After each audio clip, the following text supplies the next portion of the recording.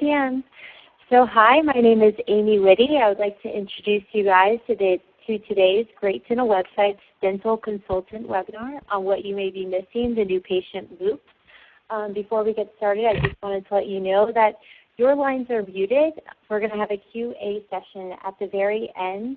We have about 10 to 15 minutes where you guys can ask questions. In the upper left-hand box, you'll see the Ask a Question button. So I'll remind you how to do this at the end of the session. But for now, let's move on. One other thing is we're going to be recording this, and we can follow up. So if everybody can't stay on the whole time, don't worry. You can take notes, but we'll be sending the deck and the recording to you, so you can have it in your file. That being said, let's get started on today's topics. So we're going to be going through three different subjects. The first is how to get the most out of your marketing strategy.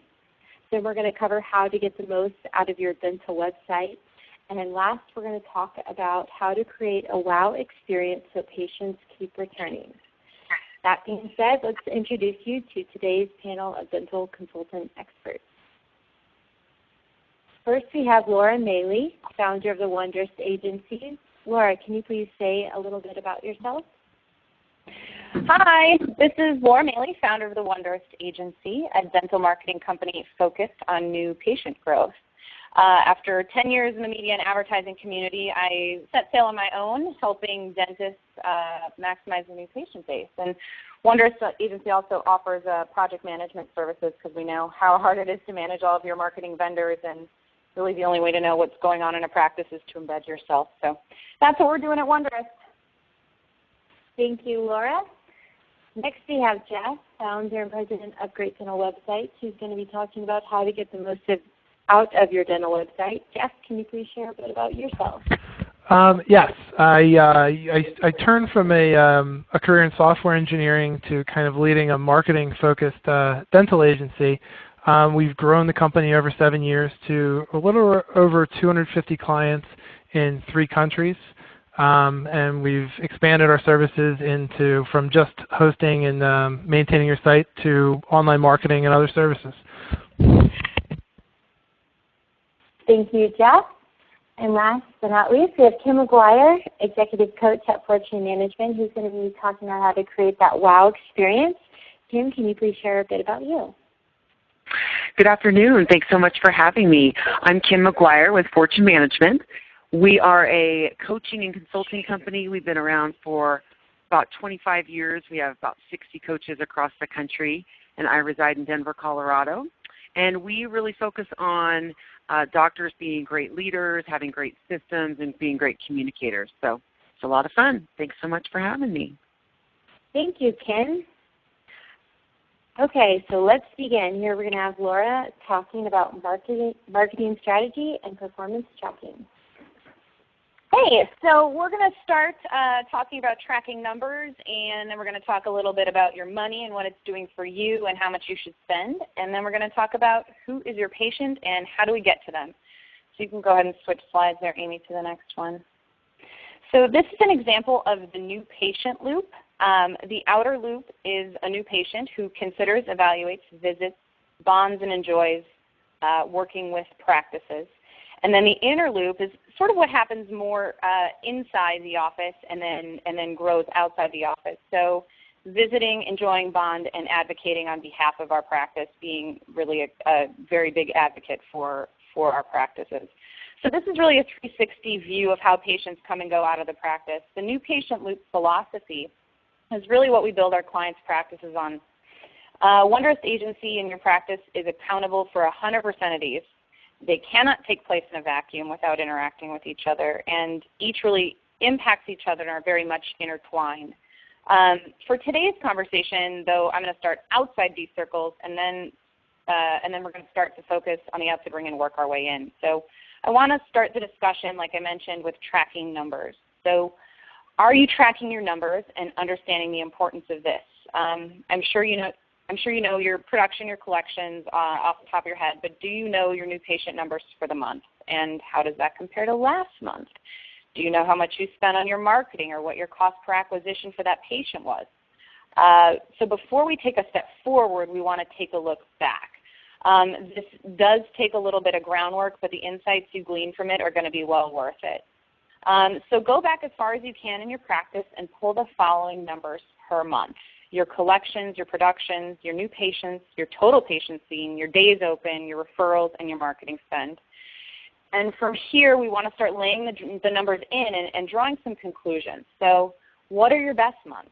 Where are your new patients coming from? And for the record, no new patient should ever, ever, ever leave your office without you knowing how they found you.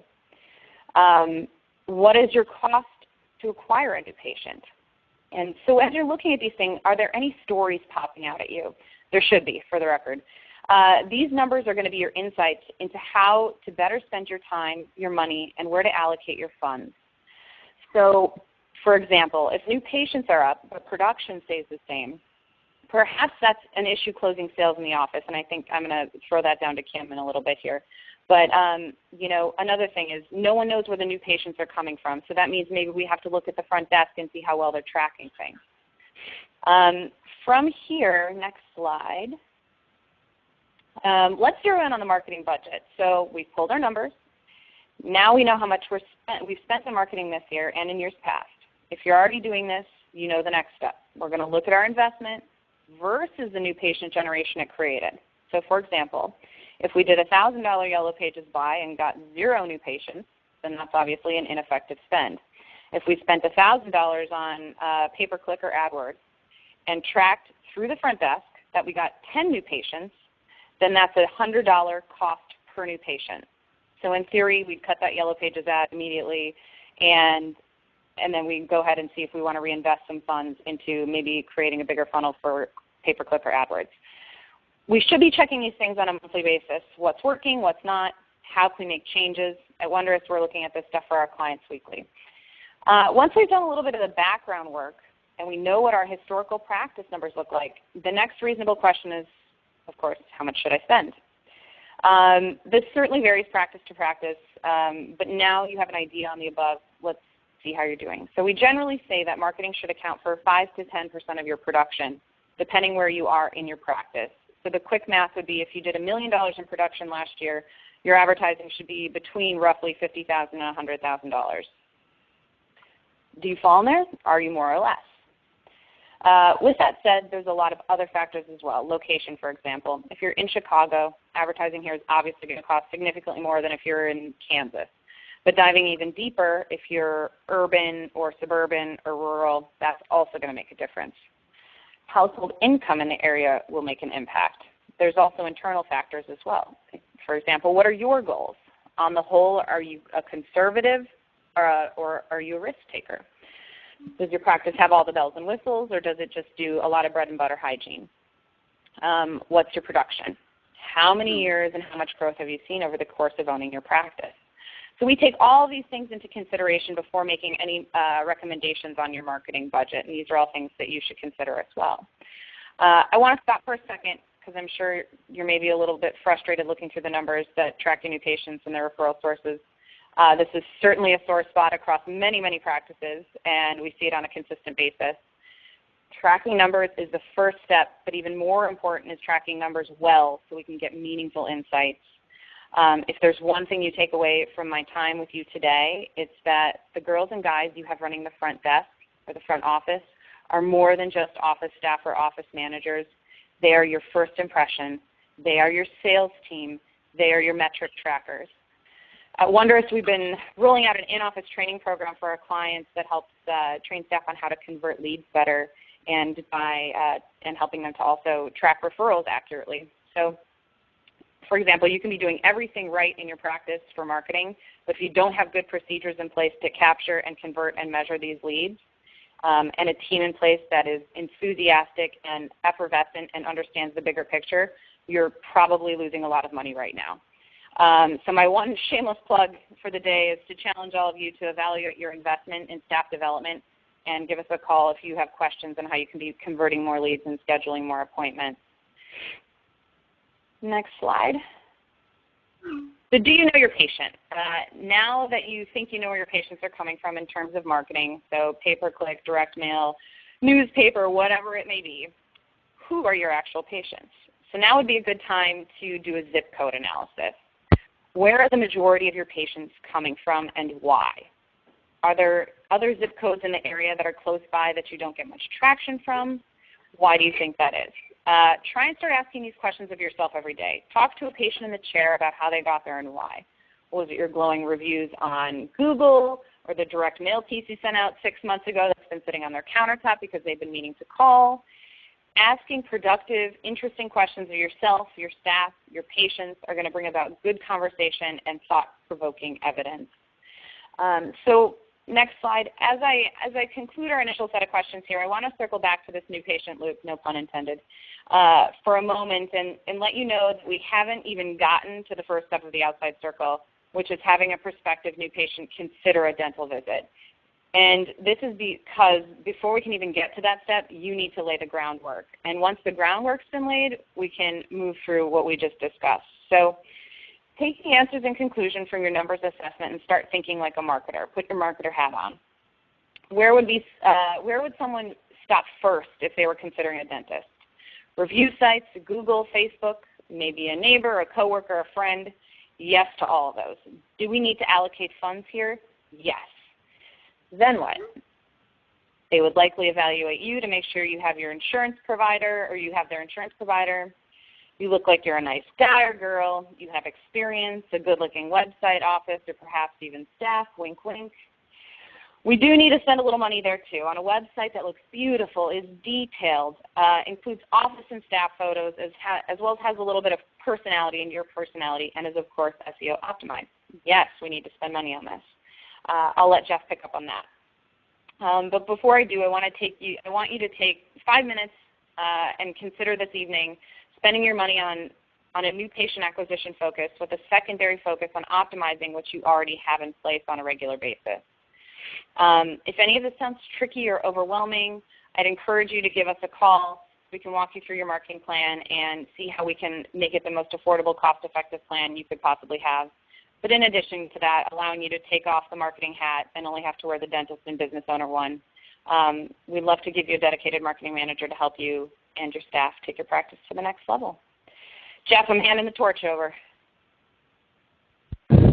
Okay, thanks, Laura.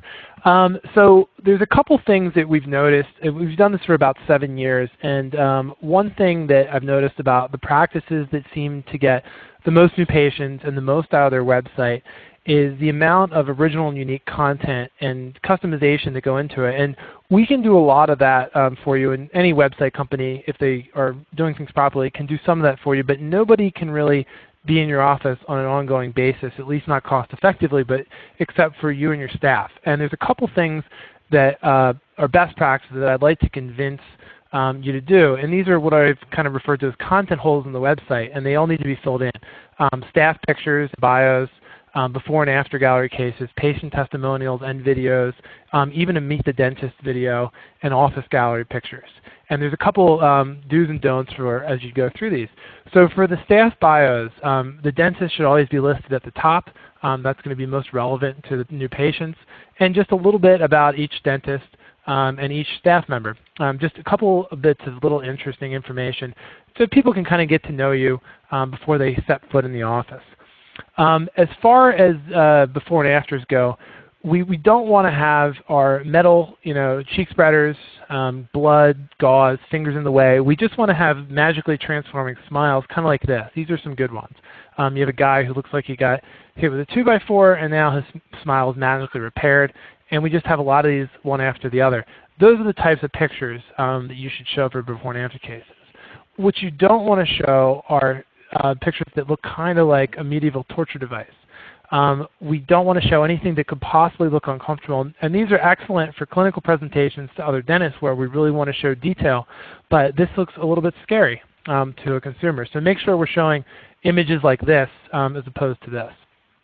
Additionally, we've noticed that when our customers give us more before and after cases, we sometimes get better results for SEO. That's almost without exception. In this case, if you look for veneers in Rehoboth Beach, Delaware, one of our clients, Dr. Oshesky, comes up first, second, and third. But the first 2 listings are before and after cases. That would be impossible to do if we didn't have before and after cases in the first place. And sometimes Google will pick a before and after case instead of the main page for veneers. Sometimes it just works out that way, or sometimes somebody linked to it. But you have to have, the more content you have, the more chances you have for this kind of success. Patient testimonials, the same thing goes with this. And plenty of people have text testimonials, and you should get those too. Plenty of people have, are using services like Demandforce and Lighthouse and Yappy and things like that, which are very helpful. But we should also try to focus on getting video testimonials. And these don't have to be professionally done. A lot of dentists are reluctant to do that because they're concerned that the cost is going to be thousands of dollars to hire a professional videographer to come in and shoot the videos, and it will be if you do that. But you can record these yourself with an iPhone, and sometimes it does look a little bit like amateur hour, but if you have a good quality camera and you're not talking, and especially if you just buy even like an $8 tripod for an iPhone, it can look fairly good, and it will certainly look authentic, and that's what we want, authenticity. We want to have real patients who look just like a potential patient sitting at home on their computer, reassuring them that you are the right dentist for them and that they love you.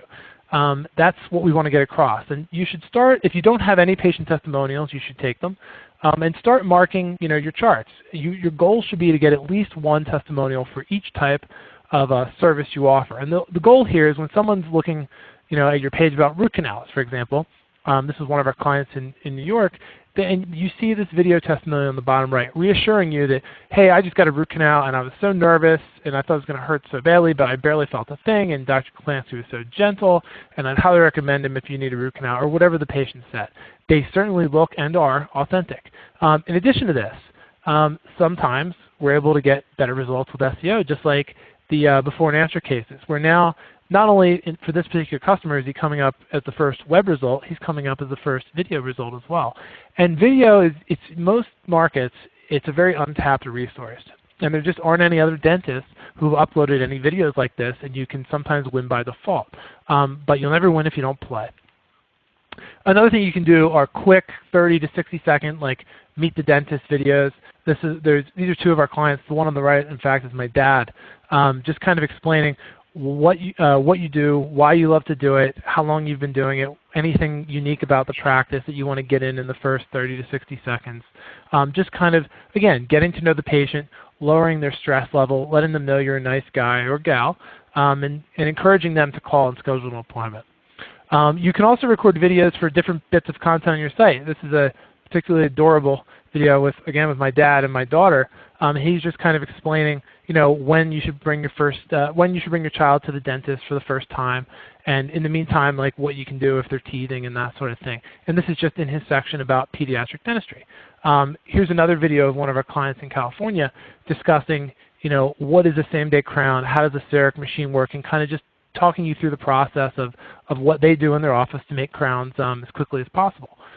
And so beyond video, the office tour was brought up, and you definitely want to show off your office. And this is my favorite example of an office tour that one of our clients made. And what you see, and what we rarely see when we get these, unless we mention it first, are lots of people and lots of life in these pictures. If you look at the details, you'll see lots of smiling people in almost every picture. And this is fantastic. We want to give the impression to the patient that it's not going to be a stressful environment. Everybody there is cheerful and friendly and helpful. They shouldn't be scared to come see you. There are a lot of people who are scared to go to the dentist. You need to do whatever you can to allay those fears. And this is a gallery that's not bad, but it could be better. All these pictures are kind of empty. It looks a little sterile. It kind of feels like we're trying to rent this place on Craigslist. The pictures are taken at night. And the quality of the pictures is fine, but where are the people? There's nobody in here. Show some life in the practice. This is a healthcare related business. It's important to people who you are and what you're doing. One more thing to mention is your website should absolutely be mobile friendly.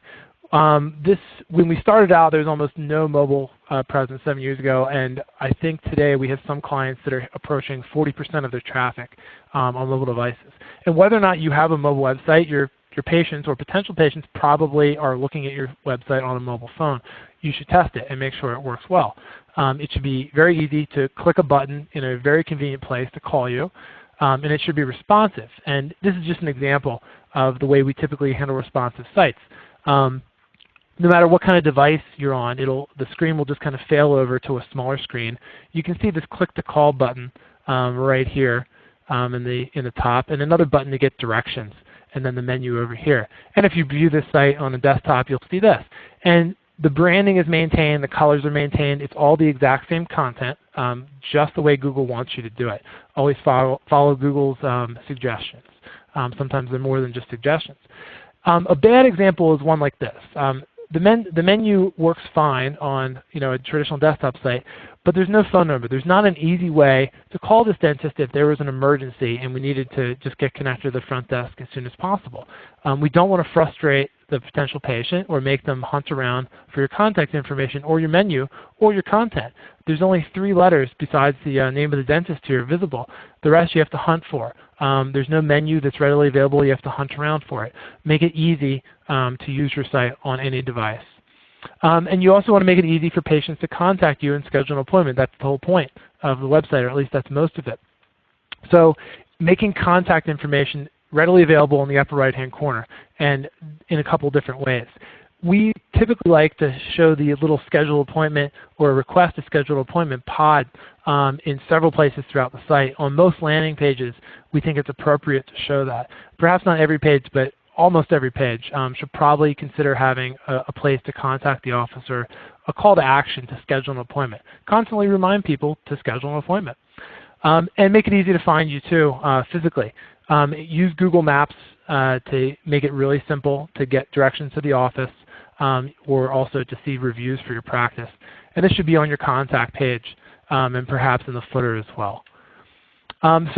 But in the end, you have to work with your web developer. You can't expect your web development company to be able to do everything. 7 years ago, when we first started this business, a lot of dentists would win by default just by getting the same website as thousands of other dentists, and you were just the person with a website in your area, and you would win by default. But now everybody has a website, and you have to stand out. You have to work with your web developer to give them custom pictures and content to make it interesting, to make yourself stand out, and to emphasize why you're unique and different and why the patients you would like to have should come to see you. Make sure you keep the life in your practice and in the pictures, and follow the mobile best practices we lined out and make it easy to contact you. That is about it. Hope that was useful. Okay, and now we'll hand it over to Kim. Okay, great. Thank you so much. So now that your website and online community has brought you a bunch of patients, and you, of course, are tracking those patients like Laura was telling you to do, which I totally agree is one of the most important things to do, to figure out where are my patients coming from and what's working. Now we want to make sure that they keep coming back and that we're wowing those patients. And we're also getting our patients to refer more patients, because we know that a thriving dental practice is a referral-based practice. And usually the patient who's being referred will go online and check out your website. So all of these areas are so important. We also want to talk about enrollment. How do we enroll patients in the treatment that they need? And how do I get my team on board? So you can go to the next slide. Once we get those new patients through the door, we want to talk about how do we keep them from leaving out the back door. Because what I see oftentimes is practices getting so many new patients, but their production isn't going up. And so we have to figure out, well, are we not enrolling them in the treatment that they need? Are they just leaving? Are they coming once? And of course, that would be a huge problem. So when we look at the successful dental business, we're really looking at, of course, our clinical skills. We expect our clients to have great clinical skills and to be always bettering their skills by taking CE and doing really what they're passionate about. It's extremely important. We also want people to have some great management systems. So you can find management systems by reading Dental Economics or hiring a consultant. There's lots of books out there. So management systems are very important. However, communication skills, I would actually argue, is the most important. The better communicator you are, the more successful you're going to be. And of course, you have to communicate with yourself, your team members, your patients, your family, etc. And I would actually argue that the quality of your life is directly correlated with the quality of your communication. Because if you can't communicate with another human being about the treatment that they need and really why they need it and how that lines up with their values, you're not going to be successful, no matter how great your clinical skills are. So what's in it for me? We really need to make sure that you as the doctor or office manager or partner or whatever it is, you have really figured out what your vision is and you've got your team on board.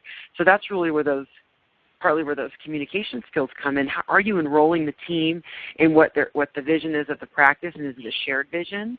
And then what's in it for me really means what's in it for the team member. Is there a bonus system, or is there some system where they can get some great benefits or share in a profit-sharing program, something that motivates them? And it doesn't always have to be about money. It's got to be people want to feel a part of something bigger than themselves, and your dental practice gives that to them.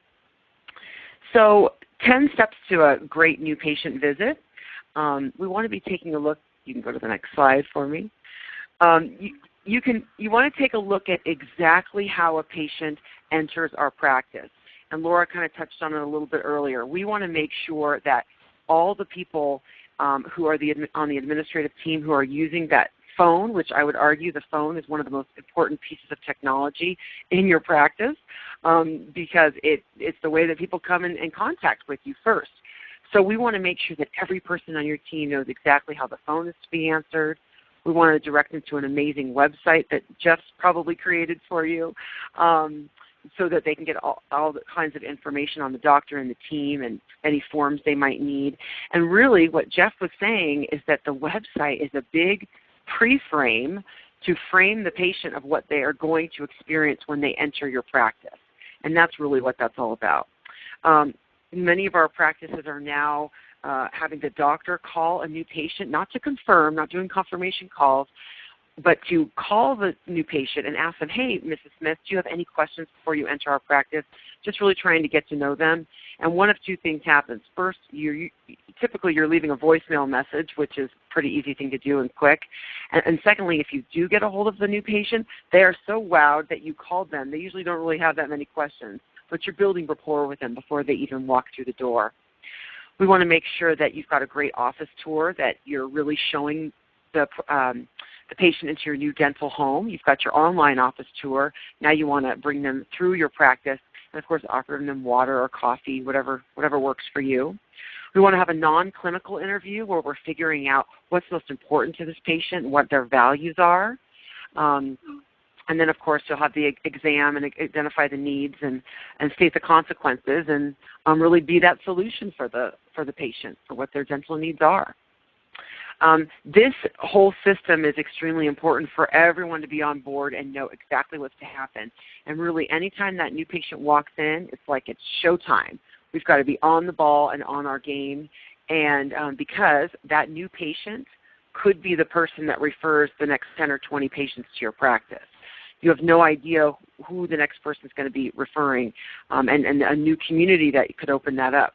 That's why I love sometimes external marketing, because you could get a person from a neighborhood that you've never had a patient from there, and then they could send all their friends and family and acquaintances from that area, and it opens up a whole new demographic for you.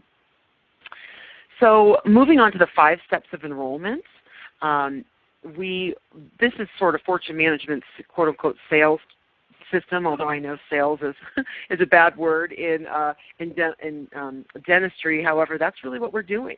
We're oftentimes competing with the trips to Hawaii or the flat screen televisions, and we want to really connect our dental treatment that we know our patients need to their values and to really what they want, more of an emotional tie. I think that sometimes in dentistry we are so analytical because we see a problem, we want to fix it. But really what happens is people buy for emotional reasons and then they back it up with logic.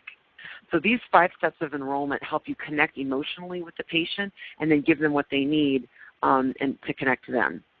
So the first thing, it seems obvious, however, you want to be able to establish rapport. And that really means that non-clinical interview and that connection on the telephone with the front office team, to really find out what this person's all about, because we know that the mouth is attached to the rest of the body.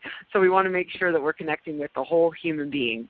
So establishing rapport, discover needs and values. So really this is asking questions like, so Mrs. Jones, tell me, and I know this question might seem a little different. You may not have been asked this before, but what's most important to you in your relationship with our practice? Or what's most important to you in your dental health? Something like that. So they're going to be giving you things like cost, time, I don't want you to hurt me, cosmetics, I want a beautiful smile, I want to be able to chew my steak till I'm 90. You know, they might give you some sort of a value that is associated with their dental health. And then what you want to do after you've given them the exam is give them what they want. So connect what their dental needs are to chewing steak until they're 90 years old, or having a beautiful smile, or being able to speak and smile and laugh and chew for the rest of their life. Whatever it is that they want, connect the treatment that you want to give to them to their values. And then get a commitment. I think so often sometimes we forget to ask, so when would you like to schedule that, Mrs. Jones? Or would you like to schedule that? I think we have an opening next Tuesday. You know, really doing a very direct question. I think sometimes it becomes very gray. And if we're not direct with our patients, we can often confuse them. And a confused person cannot make a decision. So being direct in our communication and ask them what they want. And then completion. Completion is really acknowledging them for really taking their dental health into consideration, and really seeing it for what it is. It's really an important part of our whole entire health system, as we're knowing now with the oral systemic health risks. And the other thing with completion is when the patient is complete with their treatment, or they've completed deciding that they're going to do a large treatment plan, and they give you compliments and they get excited about the treatment, that is a great time to ask for a referral. Whenever you get a compliment, it's got to be natural. You don't want it to seem scripted. You want it to be natural and really genuine. And if you really say, you know, Kathy, we've just loved having you as a patient, and I just love your new smile. Do you have any friends or family you could send to our practice? We're always looking for amazing new patients like you. Or something like that that's in your personality and your the way you would say something that's sincere. And then, of course, you want to have a great new patient referral program to go along with that. So those are the 5 steps to enrollment. And then I thought I would share with you, we have many different ways that we teach our clients how to connect with their patients. And many of times it's non-verbally.